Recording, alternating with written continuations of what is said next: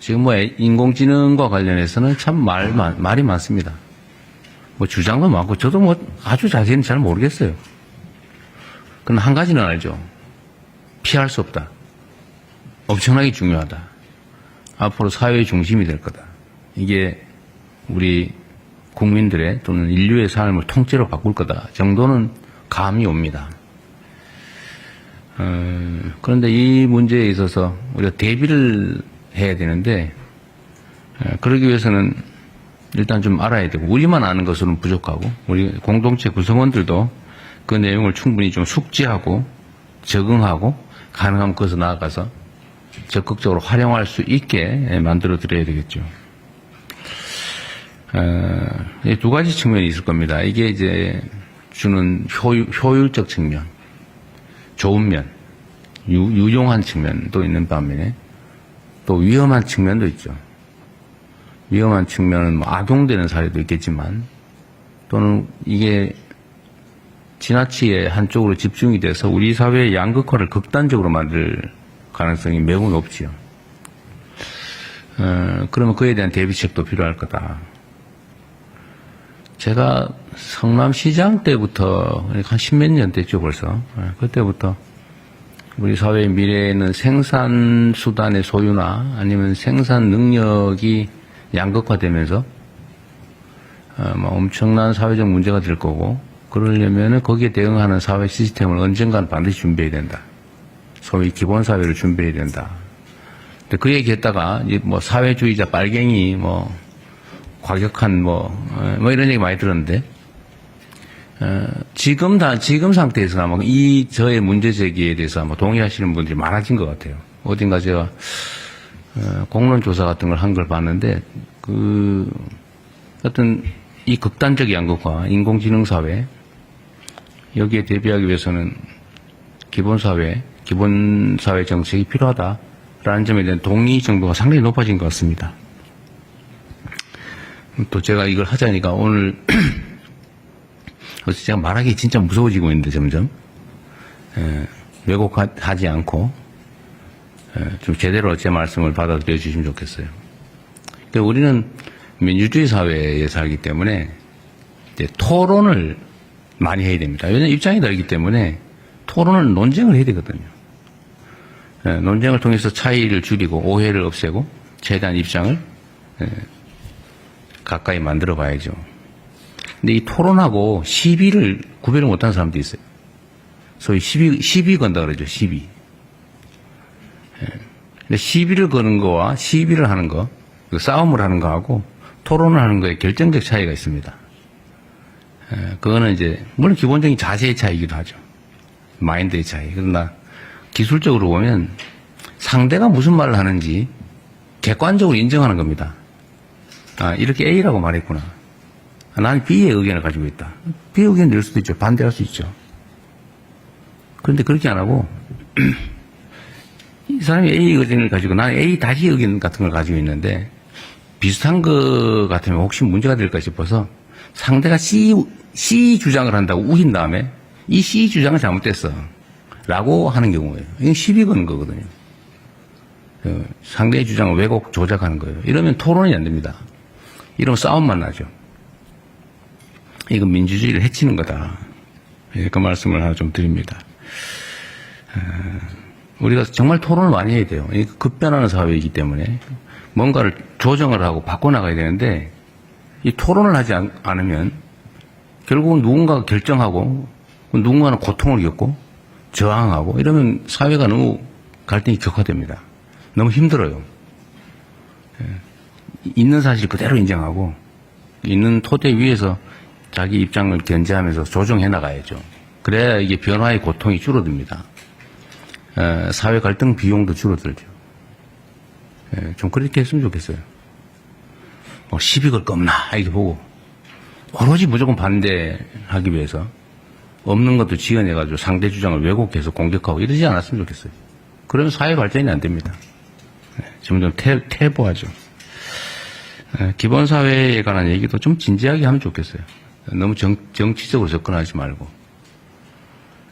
생산력이 그 소수에게 집중되고 그 생산력이 너무 크기 때문에 한번 생각을 해보십시오. 지금 생산 로봇 때문에 이제 생산 로봇을 현장에 못 들어오게 하겠다고 이제 어느 노동조합이 이제 그 선언을 한 것 같아요. 물론 뭐 진짜는 아니고 아마도 투쟁 전략의 일부겠죠. 투쟁 전략 전술의 일부일 겁니다. 그런데 과거에 우리가 이제 전기 기관 그다음에 기계가 도입됐을 때 그 기계 파괴 운동이라고 사람들의 일자리를 뺀다고 기계 부수자 이런 운동이 있었잖아요. 근데 그 흘러오는 거대한 수레를 피할 수 없습니다. 결국 그 사회에 빨리 적응해야죠. 기술을 익히고 그걸 전기기관 기계를 통제하는, 조정하는 또는 만들어내는, 수리하는 뭐 이런 기능이 또 필요하잖아요. 거기에 적응을 빨리빨리 해야 됩니다. 우리도 인공지능 로봇들이 이제 스스로 판단하면서 데이터를 분석해가면서 현장에서 24시간 먹지도 않고 불빛도 없는 깜깜한 공장 속에서 지치지 않고 일하는 그런 세상이 곧 오게 돼 있어요. 막 피할 수 없어요. 그러면 그 생산 수단을 가진 쪽이 엄청난 부를 축적할 텐데 대다수의 사람들은 일자리를 찾기가 어렵겠죠. 뭐 일자리가 있겠지만 정말 기계 인공지능이 할 수 없는 아주 고도의 노동 일자리 아니면 그 인공지능 로봇이 하지 않는 더 싼 노동 뭐 이렇게 일자리가 양극화될 거라고 예측하지 않습니까? 생각보다 빨리 오고 있어요.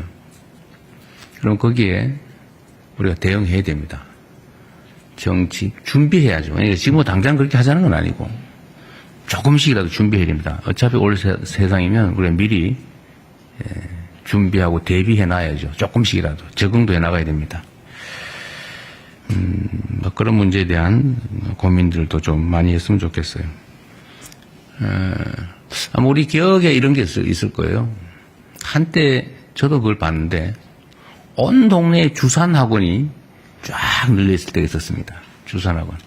그럼 온 동네에 뭐 창문까지 그런 소리 들죠. 1원이요, 2원이요, 뭐 이런 막 이렇게 막 그리고 막 앉아가지고 막 주산 상상을 하면서 막 숫자 8,248 더하기 2,548 곱하기 2는 얼마 뭐 이런 거 했잖아. 그죠? 근데 그게 어느 순간에 전자계산기로 다 대체돼 버린 거예요. 그리고 학원이 싹 사라져 버렸더라고요. 어느 순간에.